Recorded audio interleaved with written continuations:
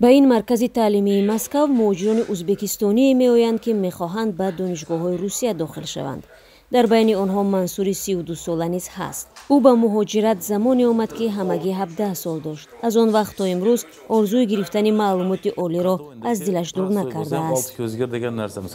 мо ҳоло бедиплом кор мекунем. вақте дар оянда ба ӯзбекистон бармегардем, бо киссаи холӣ мемонем.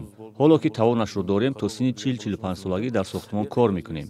баъдан душвор мешавад. аз ин рӯ барои гирифтани диплом ба маркази таълимӣ омадам. Мансур солҳои зиёд челонгар будааст. ҳоло мехоҳад тарҳсозии хонаҳои хурдро омӯзад, соҳиби диплом шавад ва ба ватан баргардад. ман 15 сол мешавад дар Русия ҳастам. аввал челонгар ва баъдан сантехник будам. ман таҷриба дорам. дар лоиҳакашӣ сарфаҳм меравам. дар биноҳои хурд кор карданро медонам. агар лозим шавад дар биноҳои калон кор карда метавонам. барои ҳамин ман мехоҳам таҳсил кунам, то ин самтро беҳтар омӯзам. Дилшода яке аз хабкардаҳои ин маркази омӯзишӣ аст. ҳоло ӯ дар донишгоҳи гуманитарии Русия таҳсил мекунад. дар аввал душвориҳо буданд. вақте бори аввал омадам, забонро тақрибан 10% медонистам. ин аввалин мушкилии ман буд. баъд мушкили ҳуҷҷатҳо ва пас он манзили зист пеш омад. бо ҳамкорон забон ёфтан, бо мардуми рус муошират кардан душвор буд. дилшода мегӯяд, бинобар ҷой доштани тарсу андешаҳои шахшшуда ва ё стереотипҳо, муҳоҷирони меҳнатӣ ҳатто ҷуръат намекунанд, ки дар донишгоҳҳои Русия таҳсил намоянд. як соли пеш ӯ худаш ҳам бовар надошт, ки метавонад ба донишгоҳ дохил шавад.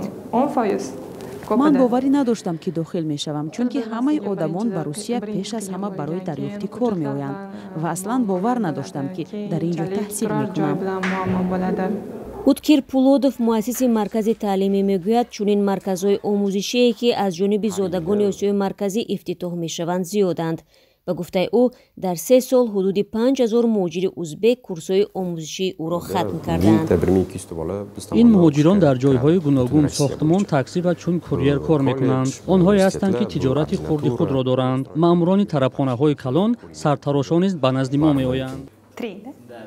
ба қавли Уткир, тақрибан ҳамаи онҳо барои дохил шудан ба донишгоҳ маблағ пасандоз мекунанд.